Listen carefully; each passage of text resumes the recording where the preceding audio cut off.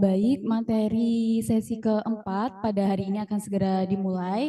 Mohon perhatiannya untuk para peserta PKPA Angkatan 18. Selamat sore. Oh, nggak ada suaranya ya. Selamat sore. Alhamdulillah.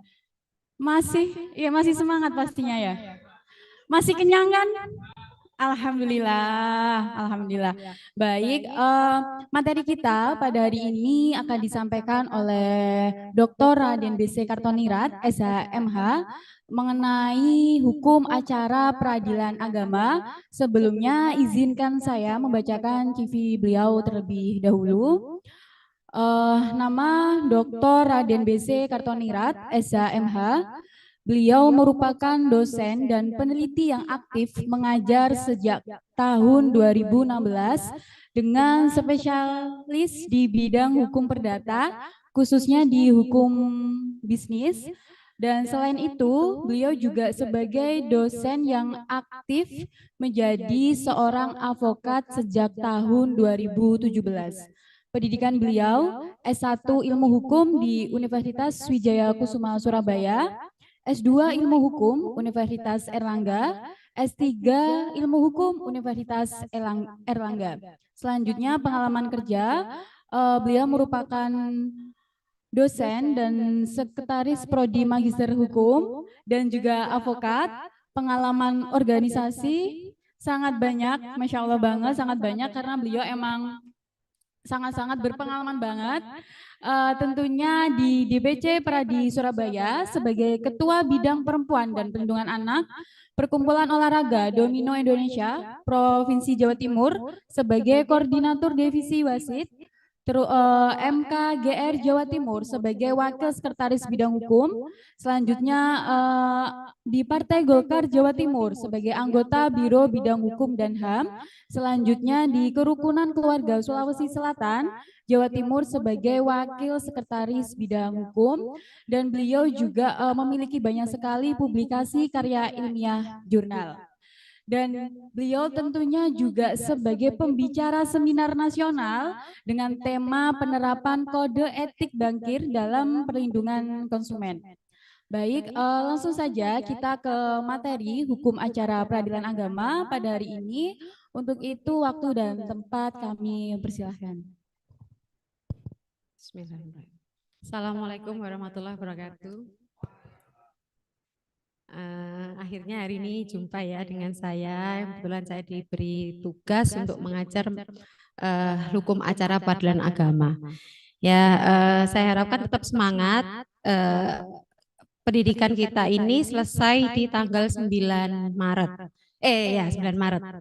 Jadi makanya karena mengejar bulan puasa sehingga dimanfaatkan waktu sampai di season keempat ini, yang mana biasanya sampai di season 3 sudah selesai.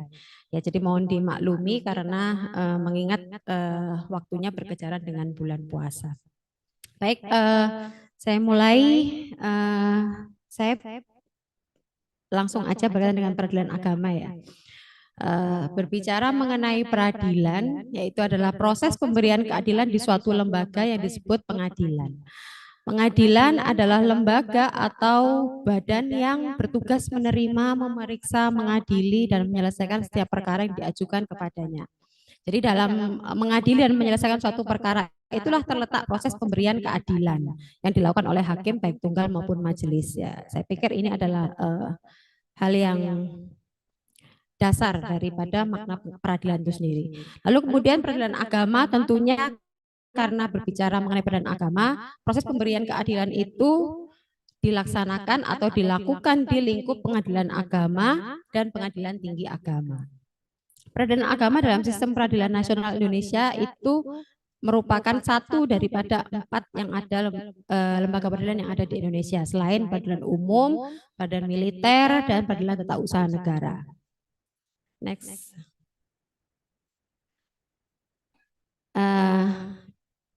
Sedikit perlu pemahaman bahwa peradilan agama itu tidak sama dengan peradilan Islam. Karena yang dimaksud dengan peradilan agama adalah peradilan Islam di Indonesia. Jadi kalau dari makna tersebut bisa dipahami bahwa peradilan agama itu bagian daripada peradilan Islam. Ya.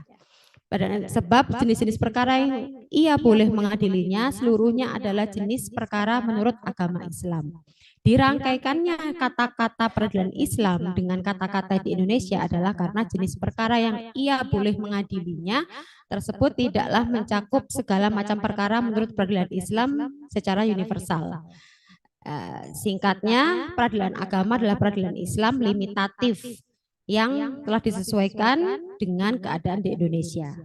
Ya, karena mengingat Indonesia tidak hanya menganut agama Islam walaupun mayoritas adalah penduduknya beragama Islam, tapi juga ada agama lain yang diakui di dalam sistem hukum Indonesia. Maka peradilan Islam yang tanpa dirangkaikan dengan kata-kata di Indonesia dimaksudkan adalah peradilan Islam menurut konsepsi Islam secara universal. Peradilan Islam itu meliputi segala jenis perkara menurut ajaran Islam secara universal. Oleh karena itu, di mana-mana asas peradilannya mempunyai prinsip-prinsip kesamaan, sebab hukum Islam itu tetap satu dan berlaku atau dapat diberlakukan dimanapun, bukan hanya suatu bangsa atau suatu negara tertentu saja. Untuk itu agar tidak terjadi kekeliruan pemahaman, apabila yang dimaksudkan adalah peradilan Islam di Indonesia, maka cukup digunakan istilah peradilan agama. Hukum acara perdata peradilan umum versus peradilan agama, ya. Saya katakan seperti itu, bahwa peradilan agama adalah peradilan perdata, sedangkan peradilan umum adalah juga peradilan perdata di samping peradilan pidana. Nah, jadi bahwa peradilan agama lebih khusus berkaitan dengan peradilan perdata. Beda dengan peradilan umum yang mana lebih luas. Ada juga peradilan pidana di situ. Jadi dilihat dari segi asas-asas hukum acara, tentulah ada prinsip-prinsip kesamaannya secara umum di samping secara khusus. Ya, jadi hukum acara yang berlaku pada peradilan agama pada intinya adalah sama dengan peradilan perdata. Nah, jika dapat disimpulkan bahwa hukum acara perdata itu sebenarnya mempunyai dua unsur atau objek yang diaturnya. Yang pertama adalah orang yang maju bertindak ke muka pengadilan karena terjadinya pelanggaran atau peristiwa-peristiwa perdata yang perlu ditertibkan kembali. Dan kedua, pengadilan itu sendiri yang akan menertibkan kembali hukum perdata yang telah dilanggar dimaksud. Hukum acara termasuk acara pidana juga sering disebut sebagai hukum proses.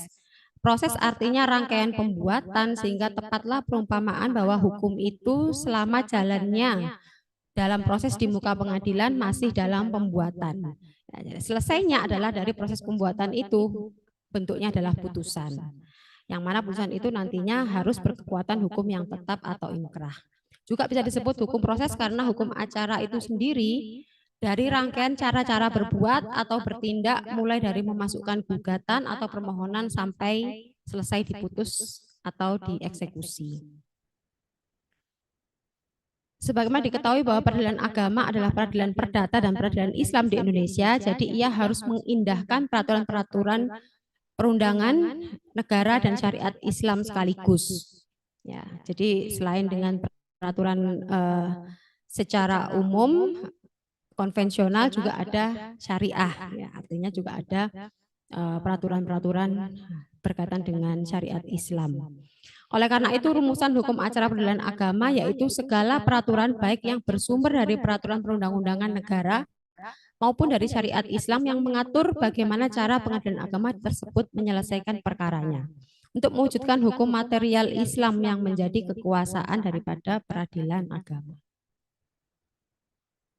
Sehingga dari situ bisa ditemukan dari ruang lingkup daripada peradilan agama itu sendiri. Di dalam Undang-Undang Dasar 1945 Pasal 24 Ayat 1 menentukan bahwa kekuasaan kehakiman merupakan kekuasaan yang merdeka yang dilakukan oleh Mahkamah Agung dan peradilan di bawahnya.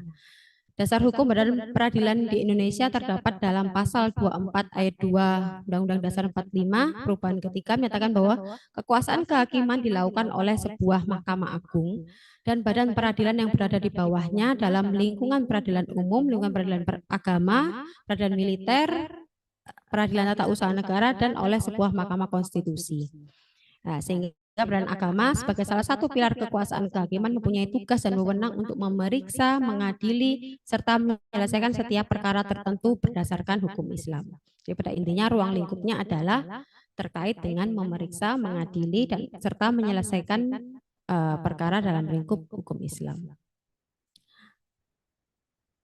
Dasar peradilan agama. Peradilan agama adalah peradilan negara yang sah di samping sebagai peradilan khusus, yakni peradilan Islam di Indonesia yang diberi wewenang oleh peraturan perundang-undangan negara untuk mewujudkan hukum material Islam dalam batas-batas kekuasaannya. Lalu kemudian ada Al-Quran, hadis, dan kitab fikih yang tentunya itu menjadi dasar daripada Islam. Lalu kemudian mulanya aturan terkait peradilan agama juga hukum acaranya masih tersebar di berbagai peraturan perundang-undangan. Jadi sebelum adanya undang-undang tentang peradilan agama tahun 89 itu peraturan terkait dengan hukum acara peradilan agama itu tersebar di berbagai peraturan perundang-undangan. Sehingga pemerintah melalui Undang-Undang Nomor 7 Tahun 89 sudah mulai menata terkait dengan hukum acaranya, yang mana kemudian Undang-Undang Nomor 7 Tahun 89 itu pun juga sudah diubah sampai sekarang ya. Maka hukum acara peradilan agama menjadi konkret daripada Undang-Undang Nomor 7 Tahun 89 tersebut, di mana dalam pasal 54 Undang-Undang tersebut menyatakan hukum acara yang berlaku pada pengadilan dalam lingkup peradilan agama adalah hukum acara perdata yang berlaku dalam lingkungan peradilan umum kecuali yang telah diatur secara khusus dalam undang-undang ini. Selanjutnya, Undang-Undang Nomor 7 Tahun 89 tersebut diubah dengan Undang-Undang Nomor 3 Tahun 2006 sebagai perubahan pertama, dan juga yang berlaku hingga saat ini Undang-Undang Nomor 50 Tahun 2009 sebagai perubahan kedua. Lalu juga ada HIR atau RIB, mengingat bahwa tadi kita berbicara hukum acara peradilan pidana juga sama dengan hukum acara perdata. Juga ada RBG, RV, BW, Undang-Undang Nomor 2 Tahun 86 tentang peradilan umum, Undang-Undang Nomor 48 Tahun 2009 tentang kekuasaan kehakiman, Undang-Undang tentang Mahkamah Agung, dari Undang-Undang 1485 sampai yang perubahan keduanya di Undang-Undang Nomor 3 Tahun 2009, kemudian Undang-Undang 1 Tahun 74 dan PP 975 tentang perkawinan dan pelaksanaannya, Undang-Undang 41 Tahun 2004 tentang wakaf, Undang-Undang Nomor 21 Tahun 2008 tentang perbankan syariah, 23 Tahun 2011 tentang zakat, juga ada Inpres Nomor 1 Tahun 91 tentang kompilasi hukum Islam, jadi berkaitan dengan perkawinan dan juga sebagainya, itu juga masih kita acuannya daripada kompilasi hukum Islam selain Undang-Undang 174. Lalu kemudian ada Perma Nomor 2 Tahun 2008 tentang kompilasi hukum ekonomi syariah, dan juga Peraturan Mahkamah Agung Nomor 14 Tahun 2016 tentang tata cara penyelesaian perkara ekonomi syariah, dan peraturan-peraturan lain yang berkaitan dengan hukum peradilan syariah. Lalu kemudian tadi udah next. Nah, berbicara mengenai kompetensi pengadilan agama. Ya, kata kekuasaan di sini sering disebut juga dengan kompetensi. Jadi ada yang mengatakan kekuasaan pengadilan agama dan kompetensi, yang mana berasal dari bahasa Belanda yang kadang-kadang diterjemahkan juga dengan istilah kewenangan. Jadi ada istilah menggunakan kompetensi, kekuasaan atau kewenangan daripada pengadilan. Nah, lingkup di sini ada pengadilan agama. Berbicara tentang kekuasaan peradilan dalam kaitannya dengan hukum acara perdata biasanya menyangkut dua hal, yaitu kekuasaan absolut dan kekuasaan relatif. Sekaligus dibicarakan pula di dalamnya tentang tempat mengajukan gugatan atau permohonan serta jenis perkara yang menjadi kekuasaan pengadilan. Nah, berbicara mengenai kompetensi absolut pengadilan agama, artinya kekuasaan pengadilan yang berhubungan dengan jenis perkara atau pengadilan atau tingkat pengadilan dalam perbedaannya dengan jenis perkara atau jenis pengadilan atau tingkatan pengadilan lainnya. Misalnya pengadilan agama berkuasa atas perkara perkawinan bagi mereka yang beragama Islam. Sedangkan bagi yang selain Islam menjadi kekuasaan peradilan umum. Jadi tentunya mungkin teman-teman sudah paham ya bahwa kalau misalnya yang bercerai itu adalah non-muslim, maka harus pengajuannya di pengadilan negeri. Nah, kalau misalnya yang Islam memang kompetensi absolutnya merupakan kompetensi absolut daripada pengadilan agama. Pengadilan agama lah yang berkuasa memeriksa dan mengadili perkara dalam tingkat pertama, tidak boleh langsung berperkara di pengadilan tinggi agama atau di Mahkamah Agung. Jadi ada tingkatan step by step-nya. Terhadap kompetensi absolut ini, pengadilan agama diharuskan untuk meneliti perkara yang diajukan kepadanya, apakah termasuk kekuasaan absolutnya atau bukan. Kalau jelas-jelas tidak termasuk kekuasaan absolutnya, pengadilan agama dilarang menerimanya. Ya, ini tentunya nanti akan bisa dieksepsi kalau misalnya ternyata tidak memperhatikan atau mempertimbangkan terkait dengan kompetensi absolut pengadilan agama. Misalnya perkara perceraian non-muslim, nah itu diajukan di pengadilan agama. Nah ini tentunya akan bertentangan dengan kompetensi absolut pengadilan agama dan itu nanti bisa dieksepsi. Ya. Oke, lanjut. Terkait kompetensi relatif pengadilan agama. Jadi berbicara kompetensi absolut, ada juga kompetensi relatif. Di mana kompetensi relatif diartikan sebagai kekuasaan pengadilan yang satu jenis dan satu tingkatan dalam perbedaannya dengan kekuasaan pengadilan yang sama jenis dan sama tingkatan lainnya. Misalnya antara PN Magelang dengan PN Surabaya, antara PA Surabaya dengan PA Sidoarjo. Jadi harus tahu kira-kira nanti harus diajukan di pengadilan agama mana, tergantung nanti posisi tergugat dan penggugat di mana. PN Magelang dan PN Surabaya satu jenis, sama-sama lingkungan peradilan umum dan sama-sama pengadilan tingkat pertama. Nah, sedangkan PA Surabaya dan PA Sidoarjo itu merupakan satu jenis, yaitu sama-sama lingkungan peradilan agama dan satu tingkatan, sama-sama tingkat pertama. Jadi tiap-tiap pengadilan agama mempunyai wilayah hukum tertentu atau dapat dikatakan yurisdiksi relatif tertentu. Dalam hal ini meliputi satu kota madya atau satu kabupaten.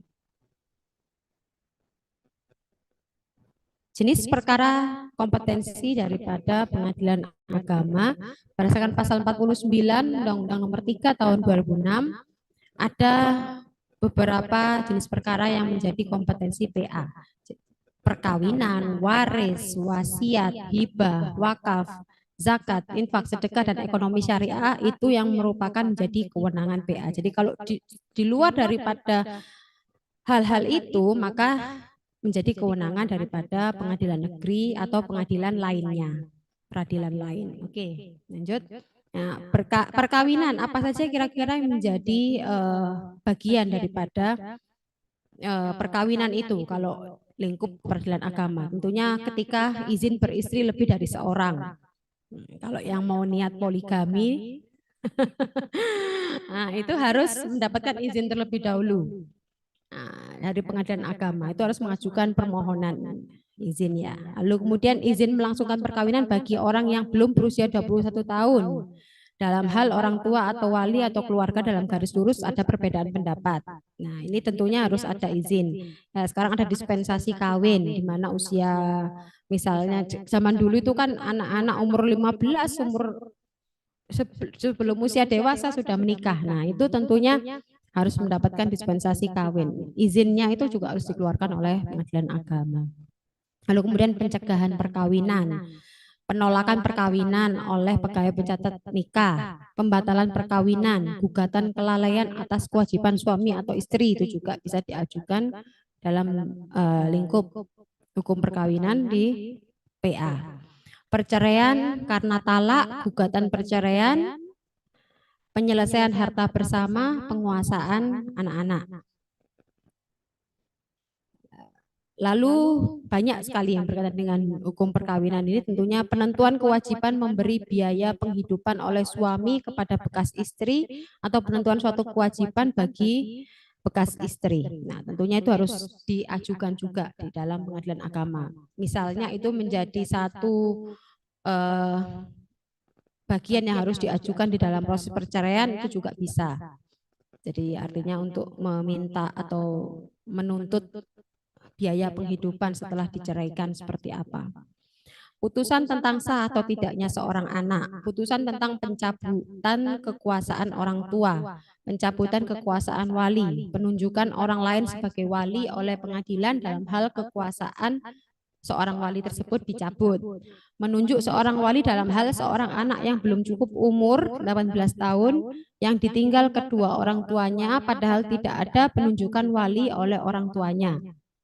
Pembebanan kewajiban ganti kerugian terhadap wali yang telah menyebabkan kerugian atas harta benda anak yang ada di bawah kekuasaannya. Penetapan asal-usul seorang anak, misalnya ini anak yang tidak jelas asal-usulnya itu juga bisa ditetapkan oleh pengadilan agama menjadi kewenangan siapa. Putusan tentang hal penolakan pemberian keterangan untuk melakukan perkawinan campuran. Pernyataan tentang sahnya perkawinan yang terjadi sebelum Undang-Undang Nomor 1 Tahun 74 tentang perkawinan dan dijalankan menurut peraturan yang lain. Nah, lalu kemudian tadi ada berkaitan dengan waris. Waris adalah penentuan mengenai siapa yang menjadi ahli waris. Nah, ini mutlak ya. Kalau berkaitan dengan waris tentunya adalah yang paling sering adalah bertanya tentang siapa yang menjadi ahli waris. Penentuan mengenai harta peninggalannya, berapa bagian dari masing-masing ahli waris. Karena di dalam hukum Islam kita ketahui bahwa ada pembagian yang mana itu ada seper-sepernya ya. Misalnya anak yang anaknya atau adiknya atau istrinya itu kan juga ada bagian-bagiannya menurut hukum Islam. Penentuan bagian masing-masing ahli waris dan melaksanakan pembagian harta peninggalan tersebut serta penetapan pengadilan atas permohonan seseorang tentang penentuan siapa yang menjadi ahli waris, penentuan bagian masing-masing ahli waris. Nah, ada jurisprudensi Mahkamah Agung nomor 172K/SIP/1974 tentang peristiwa waris hukum waris yang diberlakukan ditentukan berdasarkan agama pewaris. Ya, jadi tentunya kalau misalnya pewarisnya adalah non-muslim, maka mengikuti hukum waris dari agama si pewaris tersebut yang meninggal. Next. Nah, kemudian ada wasiat. Wasiat adalah perbuatan seseorang memberikan suatu benda atau manfaat kepada orang lain atau lembaga badan hukum yang berlaku setelah yang memberi tersebut meninggal dunia. Jadi kalau berbicara wasiat itu wasiat waris itu harus diserahkan ketika si pewaris atau yang si pemberi wasiat itu meninggal dunia. Jadi tapi kalau misalnya belum meninggal dunia boleh gak Bu bikin wasiat, bikin waris boleh, tapi pelaksanaannya harus setelah meninggal dunia. Jadi artinya pembagian warisnya atau eksekusi daripada wasiat itu harus dilaksanakan setelah orang tersebut meninggal dunia. Nah, dalam waris Islam dikenal wasiat orang yang telah berumur sekurang-kurangnya 21 tahun, berakal sehat dan tanpa adanya paksaan dapat mewasiatkan sebagian harta bendanya kepada orang lain atau lembaga. Pasal 194 kompilasi hukum Islam. Nah, kemudian menjadi kompetensi PA lagi adalah berkaitan dengan hibah. Hibah adalah pemberian suatu benda secara sukarela dan tanpa imbalan dari seseorang atau badan hukum kepada orang lain atau badan hukum untuk dimiliki. Nah, kenapa hibah ini juga menjadi kompetensi pengadilan agama? Jangan dikira berkaitan hibah itu tidak ada masalah. Malah banyak sekali terjadi misalnya kita menghibahkan tanah untuk masjid, musola, itu yang paling sering terjadi itu permasalahan dengan ini apa istilahnya menghibahkan untuk tempat ibadah. Itu yang biasanya sering terjadi. Ya, karena kadangkala anaknya itu kemudian karena melihat tanah yang menjadi lokasi masjid atau musola itu cukup bernilai ekonomis, banyak yang kemudian menuntut untuk dikembalikan ke mereka. Nah, ini tentunya ketika memberikan hibah harus ada persetujuan daripada tentunya yang memberikan hibah dan kemudian ada saksi. Nah, saksi ini harus kemudian diketahui juga oleh lurah dan pejabat setempat ya tentunya supaya nantinya ahli waris ini tidak menuntut. Biasanya terjadinya seperti itu. Nah, hibah itu tidak dapat ditarik kembali kecuali hibah dari orang tua kepada anak kandungnya. Ya, artinya kalau orang tuanya kemudian menganggap anaknya ini durhaka, mau diambil hibahnya, ditarik itu boleh. Tapi kalau hibah kepada orang lain itu tidak boleh ditarik kembali. Oke, lanjut. Pengertian wakaf. Nah, kemudian berikutnya ada wakaf. Wakaf adalah perbuatan hukum wakif yang mewakafkan harta benda, sama ya. Jadi berkaitan dengan hibah dan wakaf ini sama. Ya, seperti tadi yang saya ceritakan berkaitan dengan pemberian tanah yang kemudian menjadi dimanfaatkan untuk kepentingan umum. Jadi tidak hanya berkaitan dengan tempat ibadah, tetapi mayoritas permasalahannya adalah berkaitan dengan tempat ibadah, namun tidak menutup kemungkinan untuk fasilitas umum lainnya, ya, untuk pemberian hibah atau wakaf itu tadi. Oke, next, zakat. Zakat adalah harta yang wajib disisihkan oleh seorang muslim atau badan hukum yang dimiliki oleh orang muslim sesuai dengan ketentuan syariah untuk diberikan kepada yang berhak menerimanya. Di samping Undang-Undang Nomor 23 Tahun 2011 berkaitan dengan zakat, tentang zakat sudah terdapat peraturan pemerintah Nomor 14 Tahun 2014 tentang pengelolaan zakat. Dan untuk penguatan penghimpunan terdapat instruksi Presiden juga Nomor 3 Tahun 2014 tentang optimalisasi pengumpulan zakat di Kementerian Lembaga Sekretariat Jenderal Lembaga Negara, Sekretariat Jenderal Komisi Negara, Pemerintah Daerah, Badan Usaha Milik Negara, dan Badan Usaha Milik Daerah melalui Badan Amil Zakat Nasional. Jadi pemerintah mempunyai Basnas, ini merupakan instansi atau istilah badan yang dibentuk oleh pemerintah khusus untuk menangani zakat. Infak adalah perbuatan seseorang memberikan sesuatu kepada orang lain guna menutupi kebutuhan baik berupa makanan, minuman, mendermakan, memberikan rezeki, atau menafkahkan sesuatu kepada orang lain berdasarkan rasa ikhlas dan karena Allah SWT. Sodako adalah perbuatan seseorang memberikan sesuatu kepada orang lain atau lembaga badan hukum secara spontan dan sukarela tanpa dibatasi oleh waktu dan jumlah tertentu dengan mengharap ridha Allah Subhanahu wa taala dan pahala semata. Nah, lalu kemudian yang terakhir berkaitan dengan kompetensi ekonomi kompetensi pengadilan agama adalah berkaitan dengan ekonomi syariah. Penjelasan pasal 49 Undang-Undang Nomor 3 Tahun 2006 pada huruf I menjelaskan bahwa yang dimaksud dengan ekonomi syariah adalah perbuatan atas kegiatan usaha yang dilaksanakan menurut prinsip syariah. Adalah bank syariah, lembaga keuangan mikro syariah, asuransi syariah, reasuransi syariah, dan apapun itu yang bentuknya syariah. Karena sekarang itu kan banyak sekali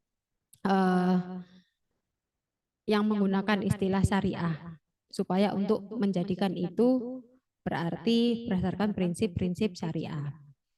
Nah, itu merupakan kompetensinya di pengadilan agama kalau terjadi permasalahan atau perkara di lingkup syariah. Next. Pasal 55 Undang-Undang Nomor 21 2008 tentang perbankan syariah menjelaskan bahwa satu, penyelesaian sengketa perbankan syariah dilakukan oleh pengadilan dalam lingkungan pengadilan agama. Dua, dalam hal para pihak telah memperjanjikan penyelesaian sengketa selain sebagaimana dimaksud pada ayat 1, maka penyelesaian sengketa dilakukan sesuai dengan isi perjanjian. Maksudnya kalau misalnya di dalam bisnis itu kan biasanya mesti ada perjanjian. Nah, dalam bisnis kalau dalam perjanjian itu ada klausula yang menyebutkan penyelesaiannya melalui BANI misalnya, Badan Arbitrase Nasional atau lembaga non litigasi lainnya, itu maka yang menjadi acuan adalah sesuai dengan isi perjanjian. Jadi tidak harus melalui pengadilan agama maksudnya, sesuai dengan kesepakatan yang dibuat dalam perjanjian itu. Kemudian yang ketiga, penyelesaian sengketa sebagaimana dimaksud pada ayat 2 tidak boleh bertentangan dengan prinsip syariah. Ya, penjelasan pasal 52 ayat 2 disebutkan bahwa yang dimaksud dengan penyelesaian sengketa selain sebagaimana dimaksud pada ayat 1 adalah upaya-upaya sebagai berikut. Yang pertama tentunya berkaitan dengan musyawarah, kedua mediasi perbankan, yang ketiga melalui badan arbitrase syariah Basarnas atau lembaga arbitrase lain, dan atau melalui pengadilan dalam lingkup peradilan umum. Jadi diizinkan penyelesaian sengketanya selain daripada pengadilan agama juga bisa melalui musyawarah, mediasi atau badan arbitrase lainnya. Next. Nah, perkara ekonomi syariah itu dapat diajukan dalam bentuk gugatan sederhana berdasarkan Perma nomor 2 tahun 2015 junto Perma nomor 4 tahun 2019 atau dengan acara biasa. Tentunya berkaitan dengan cara sederhana atau cara biasa itu ada plus minusnya. Ya, berkaitan dengan nilai gugatan. Kalau misalnya maksimal 200 juta itu bisa dengan cara sederhana. Prosedur-prosedurnya nanti bisa dibaca di dalam Perma nomor 2 tahun 2015 junto Perma nomor 4 tahun 2019 berkaitan dengan kalau misalnya gugatan itu bentuknya dengan cara sederhana. Kalau cara biasa itu bisa lebih dari 200 juta. Domisilinya juga kalau secara sederhana harus berdomisili di wilayah hukum yang sama, tidak boleh beda. Nah, sedangkan kalau cara biasa itu boleh berbeda domisili wilayah hukum. Jumlah para pihak juga ditentukan. Kalau cara sederhana itu penggugat dan tergugat masing-masing tidak boleh lebih dari satu kecuali punya kepentingan hukum yang sama. Sedangkan untuk cara biasa penggugat dan tergugat masing-masing boleh lebih dari satu. Alamat tergugat cara sederhana harus diketahui, cara biasa tidak harus diketahui. Pendaftaran perkara cara sederhana sudah disiapkan belangkonya oleh pengadilan sehingga tinggal mengisi. Sedangkan kalau cara biasa sama dengan peradilan pada umumnya membuat surat gugatan. Pengajuan bukti-bukti juga diajukan bersamaan dengan pendaftaran perkara. Jadi kalau misalnya dengan cara sederhana itu bukti-buktinya sudah harus siap juga bersamaan didaftarkan pada saat pendaftaran perkara. Sedangkan untuk cara biasa itu melalui proses sidang yang nantinya pada agenda pembuktian baru bisa dibuktikan. Pendaftaran perkara, penunjukan hakim dan panitera sidang itu paling lama 2 hari dan paling lama 7 hari untuk cara biasa. Pemeriksa dan pemutus perkaranya juga kalau cara sederhana hakim tunggal, cara biasa dalam majelis hakim. Mediasi tidak ada untuk cara sederhana, cara biasa ada. Kehadiran para pihak juga penggugat dan tergugat wajib menghadiri setiap persidangan secara langsung meski punya kuasa hukum. Jadi kalau cara sederhana itu para pihak masing-masing harus hadir sendiri meskipun punya kuasa hukum. Sedangkan kalau cara biasa tidak wajib untuk hadir sendiri karena sudah ada kuasa hukum boleh diwakili oleh kuasanya. Konsekuensi ketidakhadiran penggugat pada sidang pertama tanpa alasan yang sah itu nanti bisa digugurkan kalau dengan cara sederhana. Jadi sidang pertama tidak hadir maka bisa menjadi gugur. Sedangkan kalau cara biasa gugatan tidak dinyatakan gugur. Pemeriksaan perkara di dalam proses cara sederhana itu hanya gugatan dan jawaban sederhana. Mengingat sederhana maka hanya gugatan dan jawaban. Sedangkan cara biasa tentunya ada eksepsi, ada provisi, ada tuntutan, replik, duplik, dan kesimpulan. Batas waktu penyelesaian perkara juga lebih singkat. Kalau cara sederhana hanya 25 hari sejak sidang pertama itu sudah ada putusan. Sedangkan cara biasa bisa sampai maksimal 5 bulan. Ya. Lalu penyampaian putusannya juga paling lambat 2 hari sejak putusan diucapkan itu sudah ada putusannya dan kemudian paling lambat 7 hari sejak putusan diucapkan untuk cara biasa. Upaya hukum yang bisa dilakukan dalam gugatan yang dilakukan secara sederhana tentunya hanya berkaitan keberatan saja, sedangkan untuk cara biasa bisa banding, kasasi, dan PK. Batas waktu pendaftaran upaya hukum cara sederhana 7 hari sejak putusan diucapkan atau diberitahukan. Untuk cara biasa sama seperti hukum perdata umumnya yaitu 14 hari sejak putusan diucapkan atau diberitahukan itu harus mengajukan misalnya banding harus langsung diucapkan setelah maksimal 14 hari sejak putusan diucapkan. Kewenangan pengadilan tingkat banding dan MA tidak ada untuk cara sederhana dan cara biasa itu ada.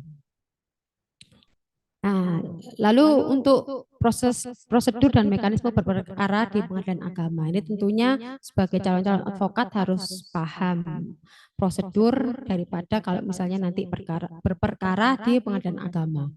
Yang pertama tentunya adalah pendaftaran perkara gugatan dan permohonan.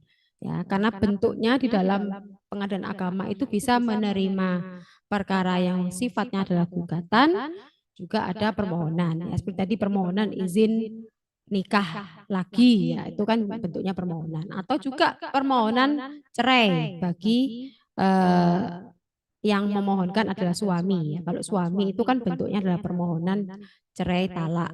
Sedangkan kalau istri adalah gugatan cerai. Nah, jadi pihak pertama tentunya pihak-pihak yang dapat mengajukan gugatan atau permohonan itu bisa kita pribadi, kuasa hukum atau kelompok. Lalu kemudian yang kedua, petugas meja satu nanti petugas meja satu akan menerima gugatan, permohonan, verset, permohonan eksekusi dan perlawanan pihak ketiga. Dalam hal pendaftaran perkara, dokumen yang perlu diserahkan kepada petugas meja satu adalah surat gugatan atau permohonan yang ditujukan kepada Ketua Pengadilan Agama yang berwenang minimal 2 rangkap. Khusus surat gugatan jumlah rangkapnya sesuai jumlah tergugat. Jadi kalau misalnya tergugatnya banyak, kalau ini perkaranya adalah perkara ekonomi syariah tadi, maka tentunya jumlah rangkapnya harus disesuaikan dengan para pihaknya. Surat kuasa khusus, kalau misalnya ini adalah dipercayakan pada advokat, pada kuasa harus ada surat kuasa khusus juga yang harus disiapkan. Fotokopi kartu anggota advokat yang masih berlaku dengan melampirkan berita acara penyumpahan oleh Ketua Pengadilan Tinggi. Jadi nanti kalau kalian sudah jadi advokat tuh harus disiapkan betul kalau setiap mau mendaftarkan perkara kartu advokatnya dan juga berita acara sumpah. Itu harus difotokopi banyak karena nanti akan diserahkan setiap kita mengajukan gugatan atau permohonan di pengadilan tingkat manapun. Next. Petugas meja satu akan memberikan penjelasan yang dianggap perlu berkenaan dengan perkara yang diajukan dan menaksir panjar biaya perkara yang kemudian ditulis dalam SKUM atau surat kuasa untuk membayar. Besarnya panjar biaya perkara diperkirakan harus telah mencukupi untuk menyelesaikan perkara tersebut. Ya, jadi supaya istilahnya pengadilan agama atau pengadilan apapun itu tidak menanggung biaya perkara. Jadi mesti dilebihi malahan.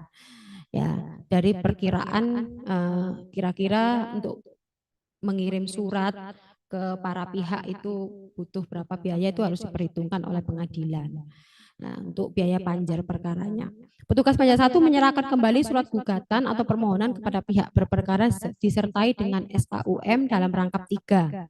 Pihak berperkara datang ke loket layanan bank yang ditunjuk dan mengisi slip penyetoran sesuai panjar biaya perkara yang ditentukan oleh SKUM tadi.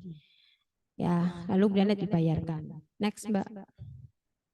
Setelah pihak berperkara menerima slip bank yang telah divalidasi, pihak perkara menyerahkan kepada dan juga SKUM-nya tadi kepada pemegang kas atau kasir. Pemegang kas atau kasir mencatat panjar biaya perkara tersebut ke dalam jurnal keuangan perkara serta menandatangani SKUM, membubuhkan nomor perkara dan tanggal penerimaan perkara dalam SKUM. Ya, jadi setelah bayar baru dapat nomor perkara. Dan dalam surat gugatan atau permohonan sesuai dengan nomor dan tanggal saat pencatatan dalam jurnal keuangan perkara. Pemegang kas kemudian memberi tanda lunas dalam SKUM dan menyerahkan kembali kepada pihak berperkara asli SKUM serta satu salinan surat gugatan atau permohonan yang telah diberi nomor perkara dan tanggal pendaftaran. Nah, tentunya itu nanti akan menjadi acuan para advokatnya untuk tahu nomor perkaranya sehingga diberikan satu salinannya kepada kuasa atau pihak yang mengajukan gugatan. Pendaftaran selesai. Untuk pendaftaran perkara selesai ketika sudah diberikan nomor perkara. Pihak-pihak berperkara akan dipanggil oleh jurusita atau jurusita pengganti untuk menghadap ke persidangan setelah ditetapkan susunan majelis hakim dan hari sidang pemeriksaan perkara. Nah, pada hari sidang pertama paling lambat 30 hari sejak pendaftaran. Jadi Pengadilan Agama memberikan tenggat waktu paling lambat 30 hari sejak pendaftaran sudah harus dilaksanakan sidang pertama. Pemanggilan pihak-pihak dilakukan paling lambat 3 hari sebelum persidangan. Nah, proses selanjutnya setelah pendaftaran selesai, sidang pertama, lalu kemudian tentunya adalah proses persidangan. Pihak-pihak hadir sampai kemudian nanti perkara diputus paling lambat 6 bulan sejak pendaftaran, termasuk minutasi berkas perkara. Next. Setelah putusan, Nah, masih ada tugas lagi. Pemohon atau penggugat selanjutnya menghadap kepada pemegang kas untuk menanyakan perincian biaya panjar perkara yang telah ia bayar.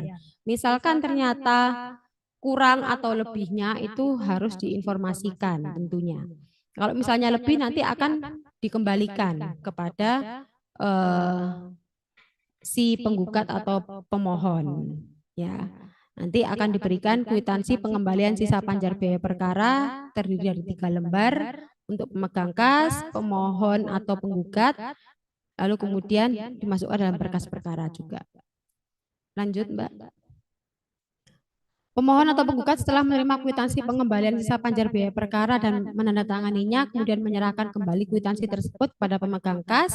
Pemegang kas menyerahkan uang sejumlah yang tertera dalam kwitansi tersebut beserta tindasan pertama kwitansi kepada pihak pemohon atau penggugat. Catatan, apabila pemohon atau penggugat tidak hadir dalam sidang pembacaan putusan atau tidak mengambil sisa panjarnya pada hari itu, maka oleh panitera melalui surat akan diberitahukan adanya sisa panjar biaya perkara yang belum ia ambil. Namun jika dalam waktu 6 bulan sisa panjarnya tidak segera diambil, maka nanti akan diambil oleh negara untuk dimasukkan ke kas negara.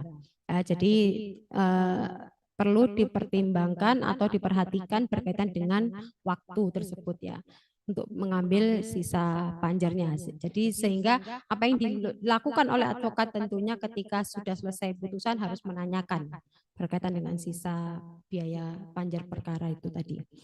Para pihak dapat mengajukan banding dalam tempo 14 hari setelah putusan dijatuhkan atau 14 hari setelah pemberitahuan amar putusan apabila para pihak tidak hadir pada saat putusan diucapkan.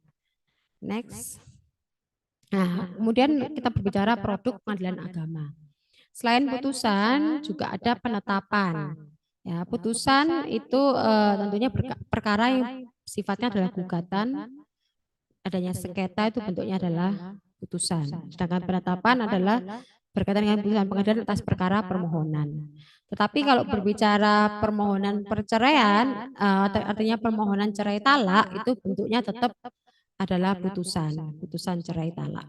Istilah penetapan dan putusan berbeda pada perkara perceraian ya. Dalam perkara cerai talak, produk pengadilan dikenal dengan istilah penetapan. Padahal hakikatnya perkara tersebut berdasarkan sengketa.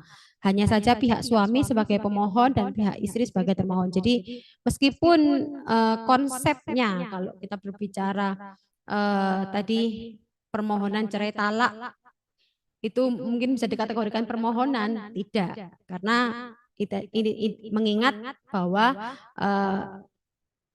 walaupun itu adalah permohonan cerai talak, sifatnya sama-sama berkaitan dengan gugatan cerai, sifatnya sama, sehingga tetap produknya adalah putusan, bukan permohonan, ya, karena ada maksud tersebut, termasuk perkara kontentiosa.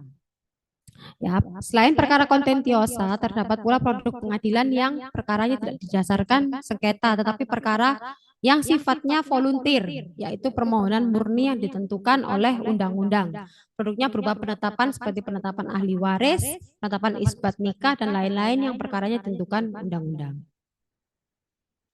Produk PA lainnya yang berdasarkan pasal 107 ayat 2 Undang-Undang nomor 7 tahun 89 yaitu berupa permohonan pertolongan pembagian harta peninggalan di luar sengketa antara orang-orang beragama Islam yang dilakukan berdasarkan hukum Islam. Produk ini bisa dikenal dengan istilah P3HP.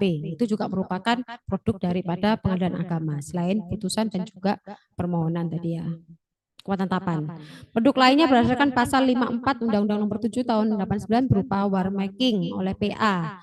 Kita itu berkaitan permohonan dari seorang atau para ahli waris yang menyatakan sesuatu keadaan yang oleh panitera membubuhkan tanda tangannya pada pernyataan tersebut. Ya, oke, itu berkaitan dengan materi.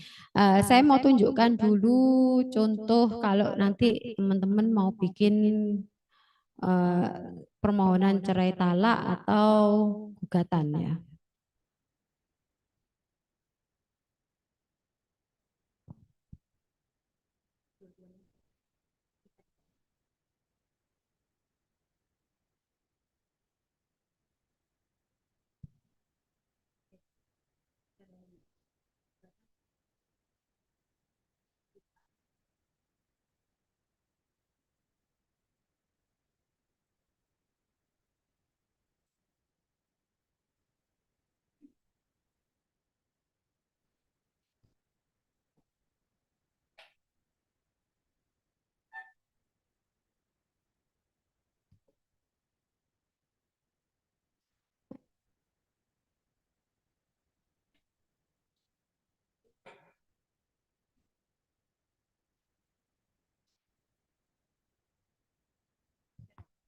Nah, ini kalau misalnya permohonan cerai. Nah, ini tentunya harus ditujukan kepada Ketua Pengadilan Agama Surabaya. Nah, kemudian para pihak tentunya nanti akan disebutkan. Tentunya yang membuat adalah advokat daripada dasarnya surat kuasa. Ini sudah dibuat sebelum daripada gugatan atau permohonan, itu harus ada surat kuasa. Nah, itu nanti tentunya dijelaskan di situ. Lalu kemudian alasan-alasan menjadi dasar pertimbangan hukum diajukannya permohonan cerai talak itu apa harus dijelaskan. Ya, menikahnya dulu di mana itu harus dijelaskan dulu. Makanya kenapa kadangkala dokumen yang advokat perlu pegang ketika ada klien yang menghadap untuk proses perceraian adalah buku nikahnya. Ya, karena apa? Karena yang dibatalkan itu kan pernikahannya, sehingga buku nikahnya harus kita pegang juga untuk nantinya kita masukkan di dalam gugatan atau permohonan. Nah, jadi tentunya daripada putusan nantinya adalah membatalkan pernikahan yang tentunya ditulis dalam buku nikah itu. Ya, lalu kemudian tentunya masing-masing alasan ini disesuaikan dengan masalah masing-masing klien ya. Nah, ini kalau misalnya ada alasan-alasan perceraian itu kan ada di dalam undang-undang perkawinan, kompilasi hukum Islam itu juga ada alasan-alasan perceraian. Nah, itu harus dimasukkan di dalam alasan-alasan hukum diajukannya gugatan cerai maupun permohonan cerai talak itu. Ya, next Mbak, lanjut aja ya. Ya, ini adalah alasan-alasan perceraian, nanti harus jelaskan, baru kemudian berdasarkan ini Mbak.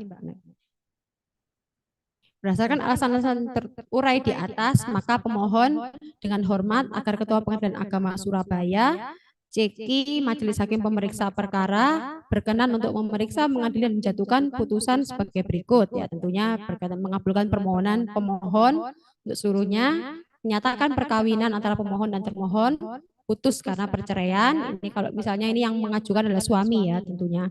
Menetapkan memberikan izin pada pemohon atas nama siapa, bin. Nah, ini tentunya yang perlu kalian ini juga pahami bahwa kalau pengadilan agama itu harus ada bin atau binti, ya, itu juga harus dimasukkan. Jadi harus tahu nama orang tuanya siapa, itu harus dimasukkan. Lalu membebankan biaya perkara ini menurut hukum kepada pemohon. Nah, adanya bin dan binti ini tentunya kalau misalnya di pengadilan negeri kan tidak perlu, tapi khusus di pengadilan agama harus dijelaskan bin dan bintinya siapa. Oke, selanjutnya yang contoh gugatan cerai.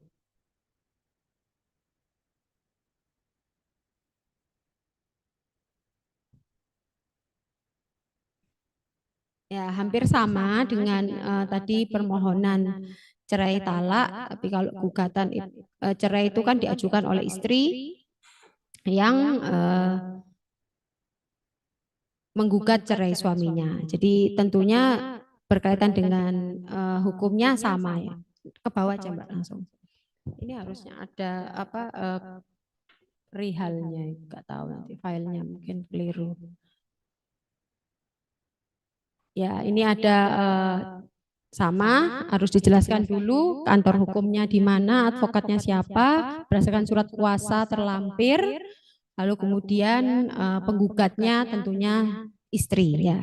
Karena ini adalah sifatnya gugatan cerai, maka penggugatnya istri, yang kemudian nanti jelaskan identitas suaminya juga siapa, buku nikahnya itu juga harus kutipan akte nikahnya ada nomornya berapa harus dicantumkan. Kemudian juga berapa lama pernikahan, anaknya berapa. Kalau misalnya mau menuntut hak asuh anak juga bisa diajukan bersamaan. Tapi biasanya kalau mau untung istilahnya advokat biasanya kepingin terpisah. Jadi supaya dapat dua. Itu triknya biasanya para advokat yang praktek di badan agama itu mereka memisahkan antara perceraian sendiri baru nanti hak asuh anak sendiri. Biasanya begitu. Ya, itu tergantung masing-masing orang. Ya, kemudian bahwa alasan perceraiannya juga apa? Tentunya tadi sama seperti kalau misalnya permohonan cerai talak juga dasar hukumnya tentunya kalian harus pahami daripada undang-undang perkawinan. Alasan-alasan kemudian misalnya ada cekcok juga harus apa? Misalnya perselingkuhan itu juga harus ada bukti perselingkuhannya. Ya, kalau dulu itu harus ada video atau apa yang membuktikan bahwa istrinya berselingkuh. Nah, mungkin sekarang misalnya chat-chat itu juga bisa menjadi uh, bukti untuk perselingkuhan. Nah, lalu kemudian sama juga berkaitan dengan apa yang dimintakan, tentunya menerima dan mengabulkan gugatan penggugat untuk seluruhnya, menjatuhkan talak tergugat kepada penggugat, lalu kemudian menetapkan penggugat sebagai pemegang hak pemeliharaan dan pendidikan, misalnya sekalian menuntut hak asuh anak ya, lalu kemudian membebankan biaya perkara menurut hukum yang berlaku. Ya, itu berkaitan dengan contoh daripada gugatan dan permohonan cerai. Ya, kenapa saya hanya memberikan 2 contoh itu karena yang banyak dilaksanakan, bukan yang ramai ya, tapi yang viral mungkin ya. Yang banyak perkara di pengadilan agama itu adalah berkaitan dengan itu. Ya, oke.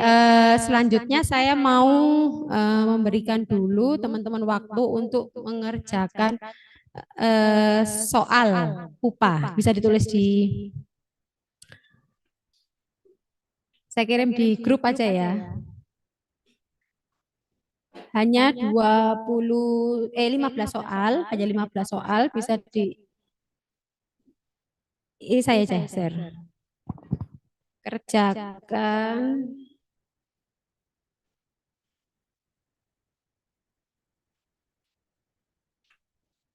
Jadi saya sedikit merangkum dari contoh-contoh soal ujian advokat yang ranahnya atau kategorinya masih dalam lingkup pengadilan agama, peradilan agama. Itu saya sudah kirim di grup. Silakan bisa dikerjakan dulu 15 menit maksimal ya. Nanti baru kita, enggak dikerjakan di sini, nanti kita bahas kalian. Nanti kita bahas ya. Silakan.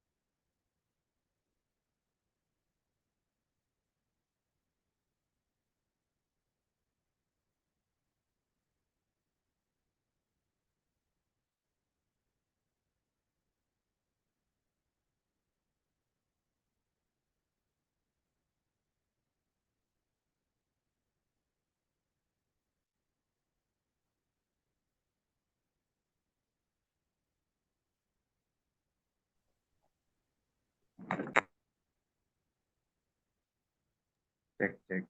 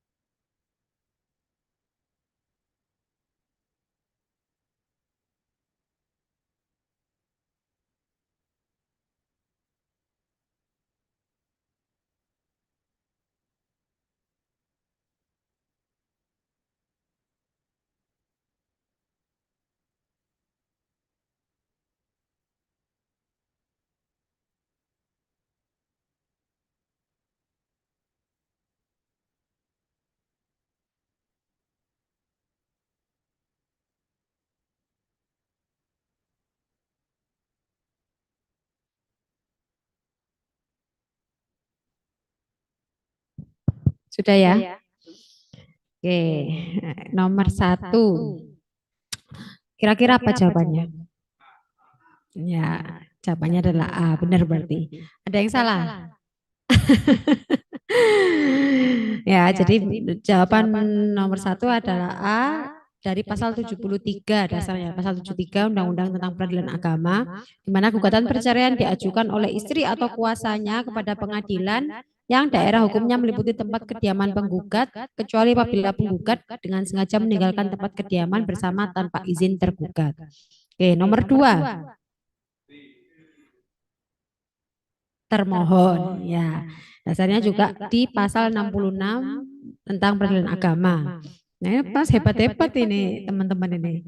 Karena yang di angkatan lalu malah banyak keliru di sini, banyak ketuker. Ya, jadi teman-teman berarti cukup memahami berkaitan dengan kompetensi absolut dan kompetensi relatif daripada pengadilan agama. Oke, selanjutnya nomor 3.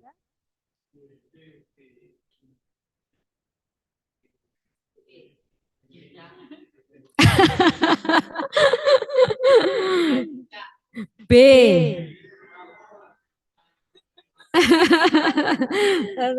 Kurang keliru, kurang detail ya di situ ya.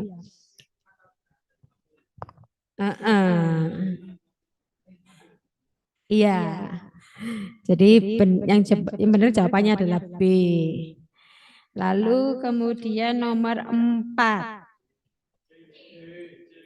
C. Pasal 49 Undang-Undang nomor 3.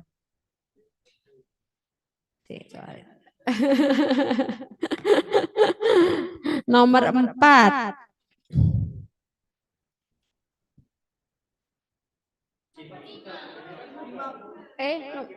Nomor 4 tadi belum dong? Oh, 4C ya, sorry. Nomor 5. Yakin C. Diurut aja A, B, C. Apa? A. Jadi jawabannya talak rej'i. Talak rej'i itu berarti apa? C ya, sorry C berarti talak rej'i. Jadi kompilasi hukum Islam di dalam pasal 117, pasal 118 dan pasal 119 itu bisa kalian pahami berkaitan dengan talak roj'i adalah talak ke-1 atau kedua di mana suami berhak rujuk selama istri dalam masa iddah. Jadi masih bisa rujuk kalau masa iddah talak roj'i. Lanjut nomor 6.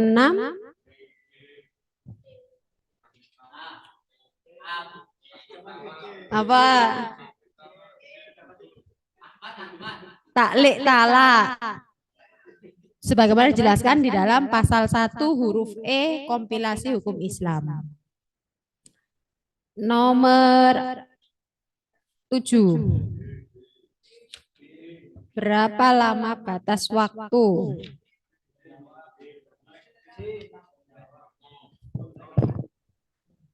6 bulan.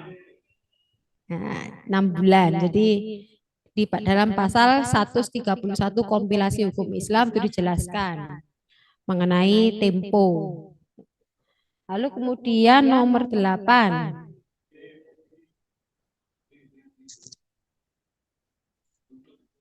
Yang di online apa jawabannya? Dadu. Di hadapan kepala kecamatan tempat berdomisili sebagaimana dijelaskan dalam pasal 195 ayat 1 kompilasi hukum Islam ya. Jadi dasarnya di dalam pasal 195 ayat 1 kompilasi hukum Islam itu untuk pemberian wasiat di hadapan kepala kecamatan tempat berdomisili. Lanjut nomor 9. Ahli waris yang berhak kecuali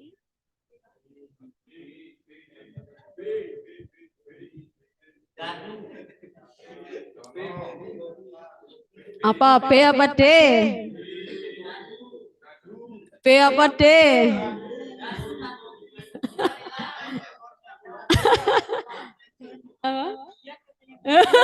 Iya deh. Saudara kandung laki-laki dan atau perempuan. Sebagaimana dijelaskan dalam pasal 174 ayat 1 dan 2 kompilasi hukum Islam. Ya. Lanjut nomor 11. 10 belum ya? Oh ya, wasiat yang sah itu apa? Jawabannya? Ya, kecuali apa? Yang mana? A, B, C, D?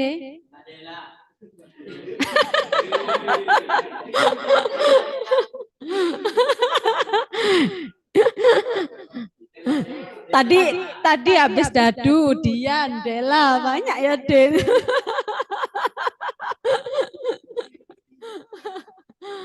Apa? Yakin, deh? B. Wasiat tidak bisa diberikan kepada anak kandung. Sebagaimana dijelaskan dalam pasal 1595 ya, kompilasi hukum Islam. Berikutnya nomor 11, batas maksimal sepertiga dari harta benda milik pemberi hibah.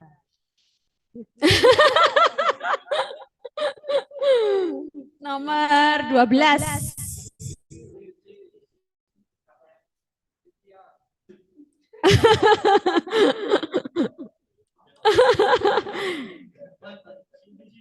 Cindy, ya nazir jawabannya.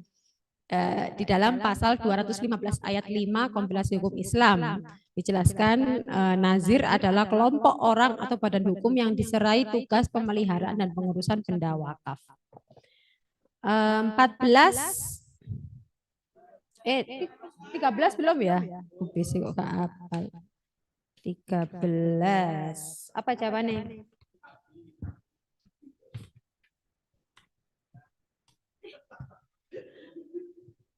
Wakaf merupakan kewenangan mutlak pengadilan agama. Kompetensi relatifnya pengadilan agama yang mewilayahi yaitu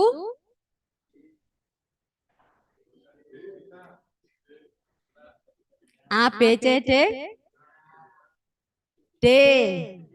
Tempat keberadaan benda wakaf ya. Jadi ini tentunya bedanya kalau perkaranya tadi perceraian itu kompetensi relatifnya bisa ikut tempat tinggal tergugat atau penggugat. Namun kalau wakaf itu tempat keberadaannya di benda wakafnya. Posisinya di mana? 14.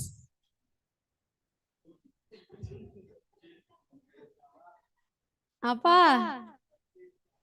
Oh iya, C. Kan tentunya harus ada Bismillahirrahmanirrahim, diikuti dengan demi keadilan berdasarkan ketuhanan yang Maha Esa. Jadi karena pengadilan agama jadi harus ada Bismillahirrahmanirrahimnya. Nah, oke. Nomor 15 terakhir B, kontentiosa. Tadi kan sudah saya jelaskan ya. Ada kontentiosa, ada volunter ya. Di mana kontentiosa adalah perkara yang terdapat sengketa di dalamnya. Para pihak biasanya terdiri dari dua yang saling bertentangan. Biasanya bentuknya adalah pengajuan gugatan. Produk hukum yang diterbitkan adalah putusan. Benar berapa, salah berapa?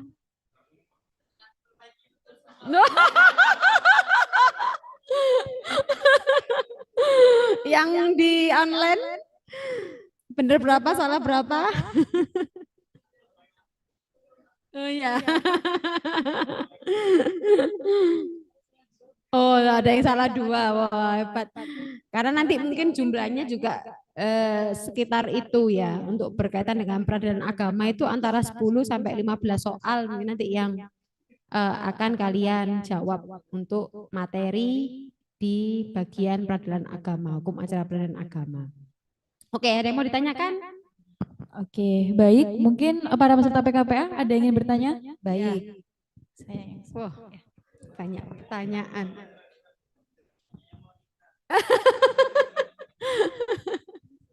Saya ya.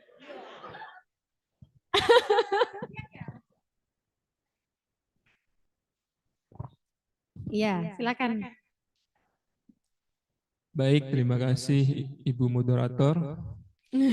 Kok Endi, terima kasih ke Ibu Moderator ya. Baik Ibu, terima kasih Iya. atas pemaparan ilmunya.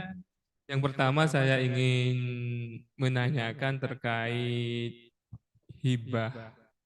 Nah, ini ada peristiwa bahwasanya anak-anak yang masih belum cukup umur menurut hukum itu mendapatkan hibah dari orang tuanya karena orang tuanya sudah sepuh, dikhawatirkan nantinya ada perebutan waris. Makanya anaknya itu cuma satu, Bu, dari ibu, karena kebetulan ayahnya itu mempunyai anak banyak dari istri yang sebelumnya. Jadi ayahnya tersebut menikah lagi, terus mempunyai anak. Nah, di situ ada pembagian hibah yang mana semuanya harta milik orang tua, baik dari ibu dan ayahnya itu dihibahkan kepada anak yang masih umur 11 tahun. Dan perwalian dari anak tersebut, ayahnya sendiri dan yang menghibahkan ibunya sendiri.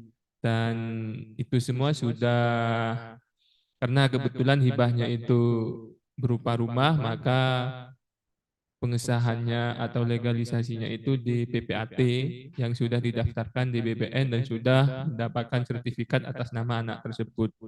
Nah, di sisi lain pada saat ini hibah tersebut mau diambil lagi, Bu. Mau dibatalkan, dan juga anak dari anak dari istri pertama tersebut ingin meminta hibah tersebut. Padahal ayahnya sudah membagikan dari hasil anak-anaknya tersebut, Bu. Itu bagaimana, Iya. Bu? Kenapa kok tidak langsung waris aja? Kenapa bentuknya hibah? Toh itu juga nantinya kan anaknya masih kecil gitu ya. Artinya kan berlakunya itu nanti setelah orang tuanya kan meninggal. Meskipun wasiat juga harus setelah meninggal. Nah, kalau hibah memang hibah itu kan bahasa umumnya adalah hadiah gitu kan. Nah, kalau berbicara hadiah itu memang bisa diambil kembali tergantung yang memberikan hadiah. Beda dengan wasiat atau waris ya. Kalau wasiat, hibah, wasiat itu kan tidak bisa ditarik kembali kecuali untuk anak kandungnya. Tadi kan saya sampaikan seperti itu. Nah, dalam kasus itu memang perlu ditelisik kembali. Apakah harta-harta itu harta gonogininya dari istri pertama? Nah, kalau harta yang diberikan kepada anak istri kedua tadi itu juga masih ada sebenarnya gonogini dari istri pertama, itu kan anak dari istri pertama juga masih punya hak terhadap harta itu. Ya, wajar kalau nanti kalau anak-anak dari istri pertama menuntut untuk bisa diberikan juga harta itu kepada mereka. Itu, Bu. Itu harta yang dihibahkan itu merupakan harta bersama sejak Dengan istri kedua. istri kedua. Nah, lalu dasar daripada anak-anak istri pertama itu menuntut apa? Dia pembuktiannya seperti apa? Karena masih merasa anak yang lama itu masih itu harta ayah saya juga, bukan gitu, Bu. Nah, memang kalau berbicara itu harta ayahnya, dia juga masih punya hak dari ayahnya. Sebenarnya memang seperti itu. Kalau kita berbicara harta waris aja ya, itu kan ada hak dari bapak, ada dari ibu, ya kan? Lah dari bapak, kalau misalnya anaknya juga ada dari istri pertama, itu memang anak istri pertama bisa menuntut dari haknya bapaknya. Berarti gimana atas pembagian hibah karena sudah tersertifikasi atas nama anak tersebut? Sertifikat, jangan ngomong sertifikasi, sertifikasi ku nanti sertifikasi. Sudah tersertifikat atas nama anak tersebut, apakah ini, Bu, kan rumah yang dihibahkan itu atas nama ibu kandungnya dia. Rumah yang menjadi wali karena belum dewasa ayahnya. Iya. Nah, kan dalam Kan sebenarnya itu permasalahan itu bisa diselesaikan karena orang tuanya masih hidup kan. Nah, orang tua masih hidup kan berarti kan bisa menjelaskan bahwa pertama berkaitan dengan eh, kepemilikan rumah itu dibeli dari harta selama pernikahan dengan istri kedua. Lalu kemudian anak-anak dari istri pertama juga sudah mendapatkan pembagian sebelumnya, sudah dapat hibah juga kan dari harta yang dimiliki oleh bapaknya ini. Nah, maka itu bisa dijelaskan bahwa tidak bisa dimintakan gitu loh, mengingat masing-masing sudah dapat bagian dan ini memang bagian untuk si anak dari istri kedua itu. Iya, ini Bu yang Terus masalahnya apa? pertanyakan itu dari segi hukumnya Bu. Apakah hibah itu masih bisa dibatalkan? Dan apakah anak dari istri pertama itu masih bisa menuntut untuk meminta bagian harta waris apabila ayahnya tersebut nanti meninggal itu? Nah, hibah itu memang kalau bicara hibah memang bisa dibatalkan. Makanya saya katakan kenapa kok tidak di sekalian waris aja. Kan kalau waris kan jelas karena itu perolehan dari pernikahan dengan istri kedua. Nah, iya, ya karena hibah itu tadi bentuknya adalah pemberian. Berarti masih bisa dibatalkan hibah. Iya, karena bentuknya hibah gitu loh. Kenapa bentuknya hibah? Kenapa tidak bentuk yang lain? Ini Bu, mohon maaf Bu, tapi kalau saya nggak salah dengar kalau penjelasan Ibu, hibah itu nggak bisa dibatalkan nggak ya? Mana tadi materinya? Coba. Kalau dengan anak kandung itu kan bisa. Iya bisa, tapi asalkan dengan satu alasan anak kandung tersebut durhaka. Tadi gitu Bu.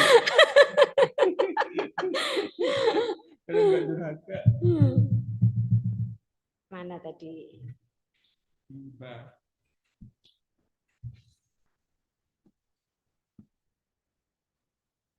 Di atas. Hibah.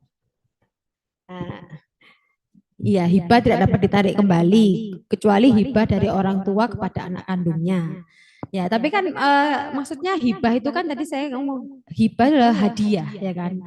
Nah, namanya hadiah itu mungkin bukan ditarik kembali. Kalau ini kan bukan ditarik kembali, tapi dibatalkan karena adanya permintaan anak dari istri pertama. Orang tuanya tidak menarik, tidak membatalkan kan? Kalau kasus yang diceritakan, Mas apa namanya? Nah, Mas Fendi. Kan orang tuanya bukan orang tuanya yang mau membatalkan kan?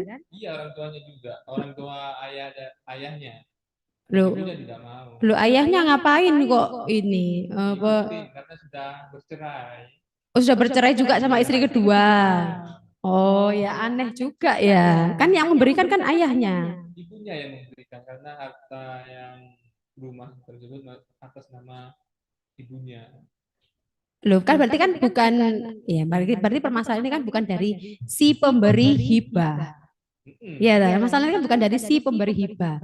Kalau si pemberi hibah ini kan si istrinya kan, tadi istri keduanya, ya kan berarti dia sedangkan dia tidak menarik kembali lah bahasa saya di dalam materi itu adalah hibah tidak dapat ditarik kembali.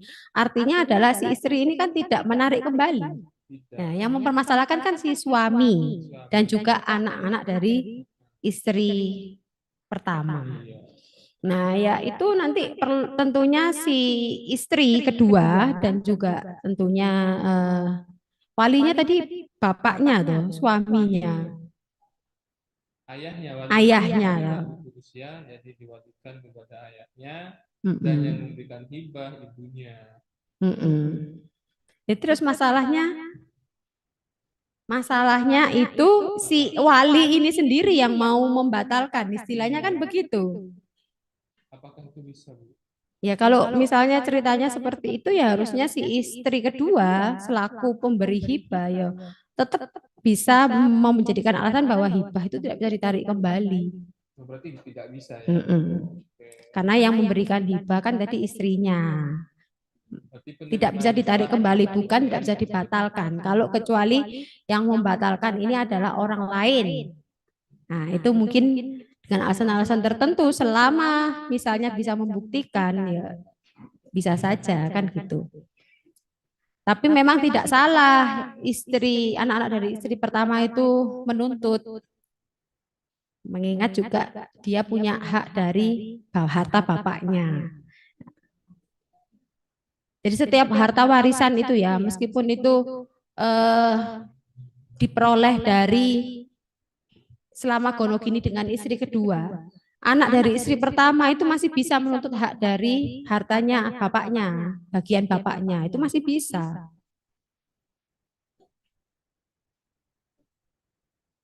Karena tetap dia anaknya si bapak itu, jadi dia tetap punya hak. Tapi caranya untuk membatalkan kan sudah ada sertifikat. Ya artinya sertifikat itu kan cuman atas nama toh. Apapun itu kan bisa dirubah dengan proses persidangan. Kalau misalnya nanti hakim memutuskan dibatalkan ya bisa saja. Artinya tergantung hakim nanti dalam menilai kasus itu seperti apa. Nah, iya harus melalui putusan pengadilan agama kalau emang mau membatalkan hibah itu. Berarti yang menjadi penggugatnya nanti anak-anaknya ya. Iya, ya anak istri pertama. Apabila ayahnya sudah meninggal. Iya. Kalau belum meninggal nggak bisa. Kalau hibah orang tuanya masih hidup bisa, kecuali waris atau wasiat. Nah tadi waris atau wasiat itu memang harus dibagikan setelah meninggal. Tapi kalau hibah ini kan orangnya masih hidup juga apa-apa kalau emang mau dipermasalahkan. Apalagi yang tadi ayahnya sendiri juga malah mendukung, istilahnya mendukung perbuatan dari anak-anak istri pertama. Iya enggak? Berarti masih walaupun masih hidup nggak apa-apa. Nggak apa-apa kalau hibah. Kalau mau dipermasalahkan gitu ya, kecuali waris atau wasiat itu memang harus bisa diberlakukan surat itu setelah yang memberikan warisan atau memberi wasiat itu meninggal dunia. Baik Bu, terima kasih. Iya, lagi. Yang lain dulu, yang lain dulu.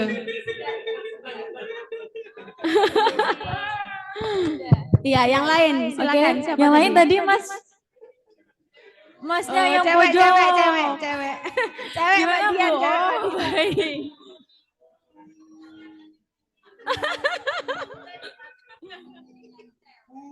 Iya, tadi nyari cewek, Bu. Kan tapi udah Masnya yang belakang ini. Oh, Tapi nggak apa-apa, nggak kasihan. apa-apa. Oke, baik.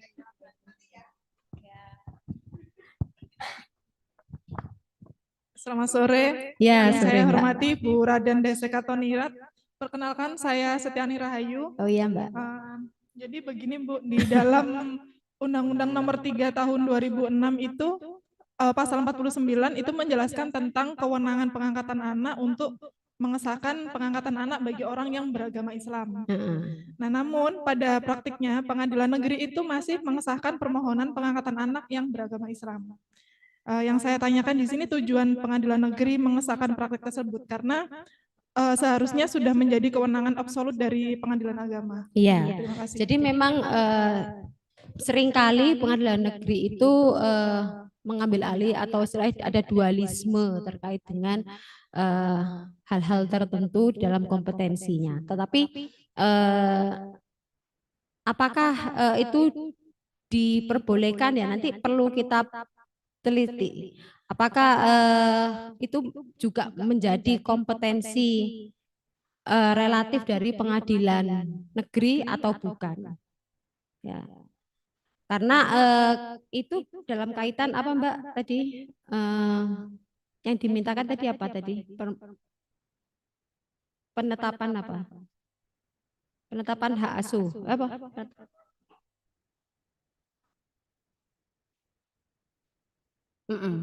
Penetapan hak asuh anak. Lah itu kan tentunya kalau misalnya proses perceraian orang tuanya kan di pengadilan agama. Kenapa kok penetapannya di pengadilan negeri? Ya. Ya. Tentunya sebenarnya itu PN tidak mempunyai kewenangan. Jadi kalau misalnya itu mau dipermasalahkan bisa. Ya. Itu kalau misalnya menjadi sengketa, misalnya ada yang mempermasalahkan kenapa kok penetapan hak asuh anaknya melalui PN, itu bisa dipermasalahkan. Karena mengingat itu menjadi kompetensi pengadilan agama. Karena orang tuanya beragama Islam. Ya. Jadi itu bisa dipermasalahkan. Barangkali apakah ada istilahnya kerjasama atau apalah dengan pengadilan negeri supaya bisa dimudahkan untuk pengangkatan hak asuh anaknya, itu bisa dipermasalahkan nantinya. Ya, gitu Mbak. Silakan yang lain.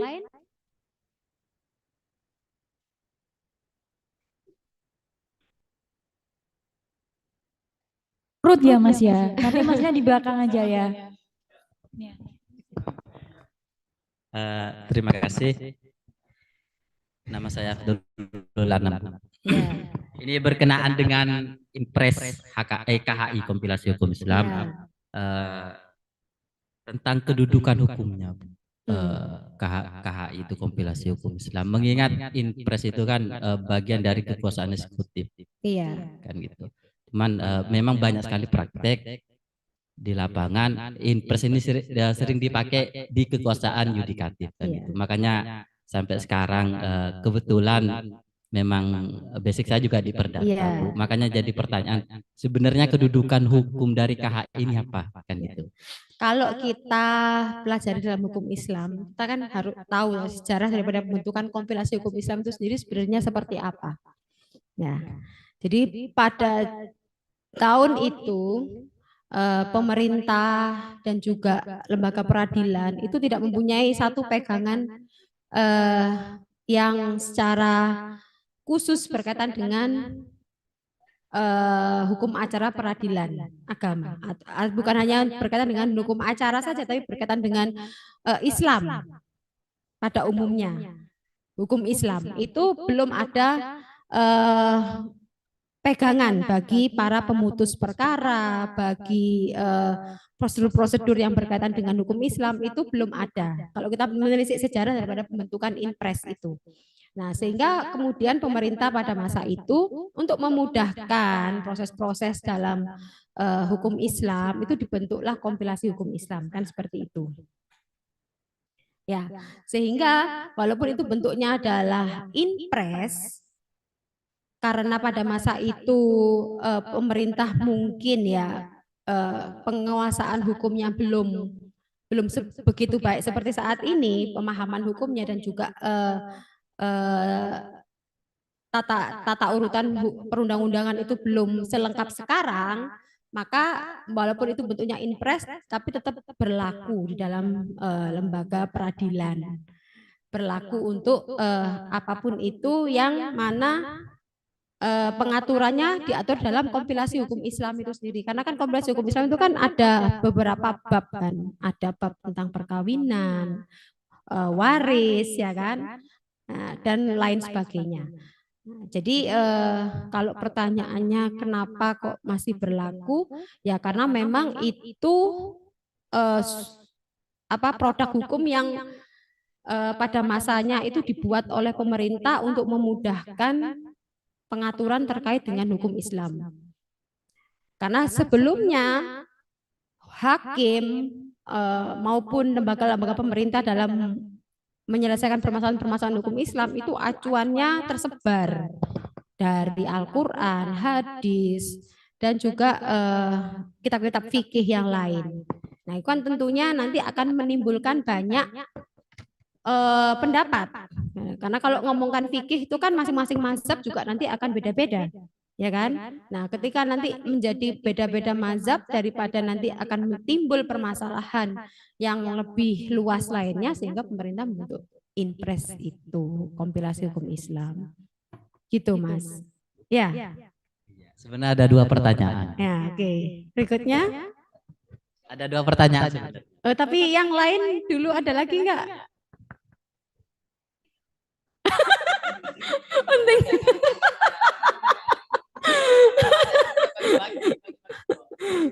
Bagi-bagi job. Gantian ya Mas ya. Nanti kalau masih ada waktunya, Masnya lagi ya. Oke. Ada lagi yang lain? Yang di online ada yang mau ditanyakan? Ya oke, dulu. Mas apa namanya? Ya, terima kasih Bu BC. Ini saya mau tanya tentang beberapa nama. Oh ya, mohon maaf. Perkenalkan nama saya Yales, Mas. Saya Muslim. Meskipun nama Yales, saya Muslim, Mas. Ya. Jadi ini tentang ini Bu, tentang adanya konsep surrogate mother itu. Jadi sewa rahim. Nah, surrogate mother itu kan sewa rahim. Sewa rahim. Iya. Oh ya, oke. Ini jadi topik bahasan yang yang seru di matkul saya waktu semester 5 itu kalau nggak salah studi kasus hukum keluarga Bu namanya. Lah, ini kalau dalam pandangan menurut Bu Bese sendiri, ketika ini berlaku dan terjadi di negara kita, kiranya nanti ketika anak ini lahir, kan ini memang benar dari benihnya si bapak dan dari sel telur si ibu. Namun ditaruh dalam satu wadah yakni wanita lain. Seperti itu, bukan yang suami istri.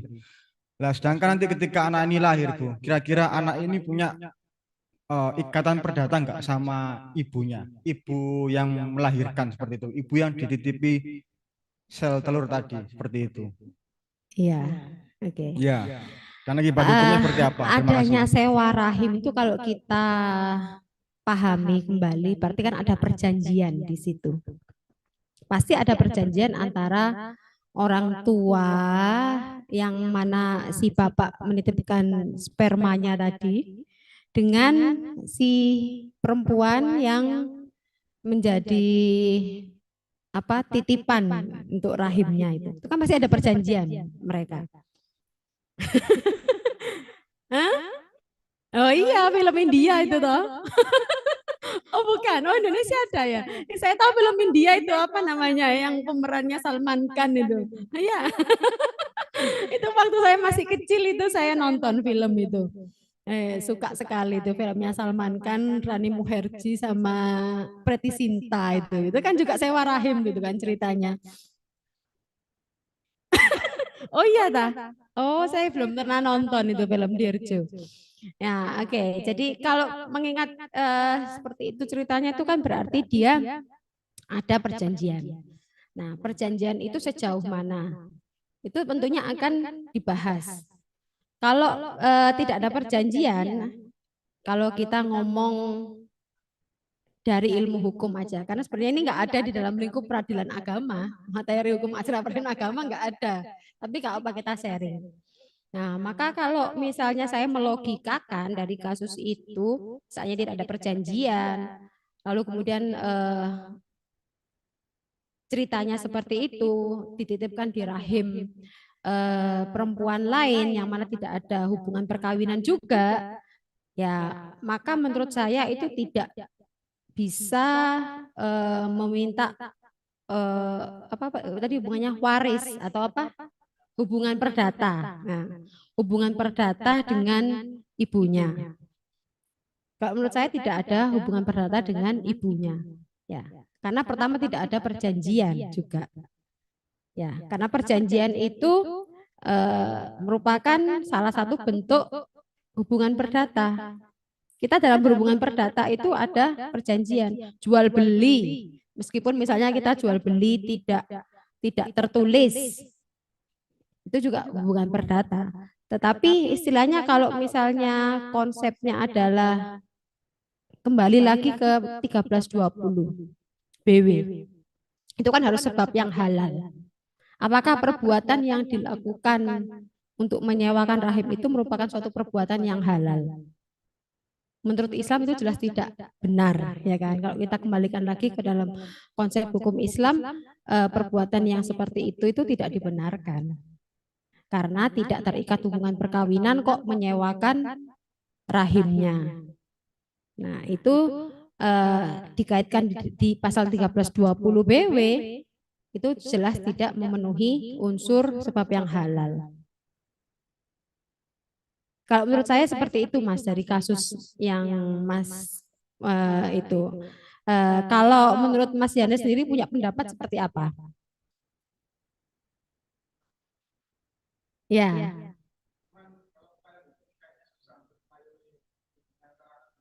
Iya, makanya saya katakan tidak bisa. Kalau kita kembalikan lagi di dalam konsep dasar hukum perdata 1320, karena biar bagaimanapun itu walaupun tidak tertulis misalnya atau tertulis misalnya pun itu kalau kita ngomong perjanjian harus dari 1320.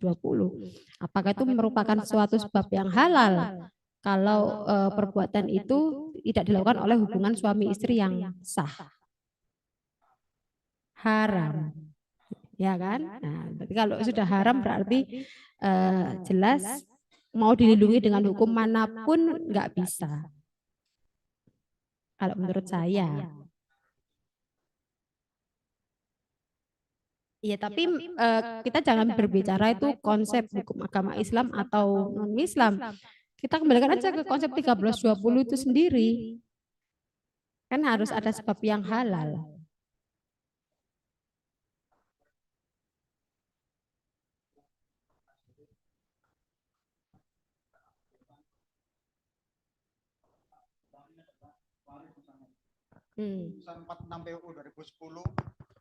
Putusan 46 PU 2010 yang dari MK itu kan mengabulkan kemudian Mahkamah Konstitusi memberikan narasi tambahan berupa dapat dibuktikan, bisa memiliki hubungan perdata ketika dapat dibuktikan dengan alat hukum dan juga hal-hal lain seperti halnya teknologi sains seperti DNA, pembuktiannya melalui DNA. Sedangkan saya berpikir saat surrogate mother ini kan mau tidak mau ada hubungan DNA karena apa? Nanti nutrisi yang diserap oleh si anak ketika masih janin di dalam kandungan sampai dia lahir itu kan menyerap nutrisi ibu kandung ibu rahimnya kayak gitu. Jadi saya nggak langsung itu ada ikatan darah sama DNA-nya itu yang menjadi rumit mungkin Bu seperti itu. Iya, makanya itu bagus itu Mas kalau misalnya nanti Mas Yanes mau ambil S2 atau S3, nah itu bisa ditulis jadi tesis atau disertasi. Wah, keren itu. Iya Ibu, terima kasih. Karena itu memang konsep hukum baru yang mungkin belum dijamah oleh banyak orang terkait dengan permasalahan itu.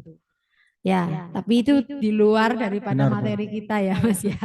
Karena nggak ada nanti di UPA keluar soal itu. Oh iya iya Bu. Ya. Oke, yang lain? Terima kasih. Ada yang mau ditanyakan? Tadi Mas Anam atau Mas? Masih ada? Ini dari online ada Ibu. Oh iya. Satu pertanyaan lagi ya, terus kita akhiri. Pertanyaan dari Mas Sandi Pramu. Ya. Pertanyaannya, gimana terkait pembagian waris dari orang tua terhadap anak, tapi pembagian waris tersebut diberikan kepada anak perempuannya saja, yang laki-laki tidak mendapatkan waris? Apa bisa jika anak laki-laki tersebut menuntut? Terus kalau bisa menuntut ke pengadilan agama atau ke pengadilan negeri? Karena tanah warisan tersebut sudah terjual ke orang lain. Oke. Tentu saja anak laki-lakinya bisa nuntut. Kenapa nggak bisa nuntut? Lalu kemudian apakah masuk di pengadilan negeri atau pengadilan apa tadi? Atau pengadilan agama? Ya, agama daripada orang tuanya apa? Jadi acuannya adalah agama dari pewaris ya. Kalau misalnya ternyata anaknya Kristen, tapi orang tuanya Islam, ya maka harus mengikuti hukum daripada agama orang tuanya yang pewaris. Nah, pewarisnya misalnya Islam, ya tentunya mengikuti pengadilan agama. Oh, Islam agamanya, oke, pengadilan agama. Lalu kemudian kalau misalnya tanahnya sudah terjual, ya bisa dibatalkan nanti jual belinya. Jadi itu nanti melalui gugatan lagi. Gugatan pembatalan jual beli tanah tersebut, mengingat ada ahli waris yang belum masuk dalam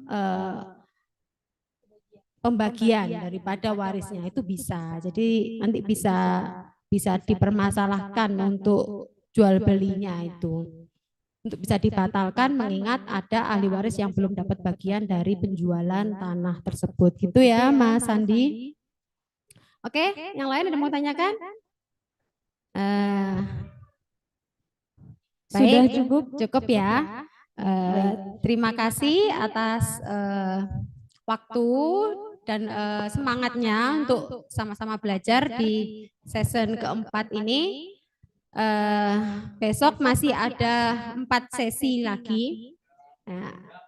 Saya berikan tambahan materi dari pengadilan negeri besok itu yang sebenarnya itu materi e-court itu tidak menjadi kurikulum PKPA, tapi saya selaku ketua PKPA meminta kepada pengadilan negeri untuk menambahkan materi itu karena sekarang sudah banyak kasus yang dimintakan melalui e-court ya. Jadi supaya teman-teman peserta PKPA bisa tahu nanti teknis pendaftaran e-court seperti apa dan nanti proses persidangannya juga seperti apa melalui e-court itu penting ya. Apalagi teman-teman angkatan 18 ini kebanyakan masih fresh graduate sehingga tentunya masih bisa lah untuk mengakses e-court ini. Oke, dari saya terima kasih.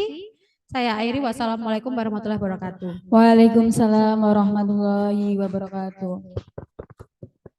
Baik, terima kasih atas pemaparan materi dan jawaban yang sangat luar biasa untuk kita semuanya. Semoga materi tentang hukum acara peradilan agama yang disampaikan oleh Dr. Raden B.C. Kartoningrat, SHMH, bermanfaat dan dapat berguna untuk kita semuanya. Saya Dian Wahyuni selaku moderator pada sore hari ini pamit undur diri. Apabila ada perkataan atau perbuatan yang kurang berkenan, saya mohon maaf yang sebesar-besarnya. Saya akhiri, wassalamualaikum warahmatullahi wabarakatuh. Kita foto bersama terlebih dahulu, Bu.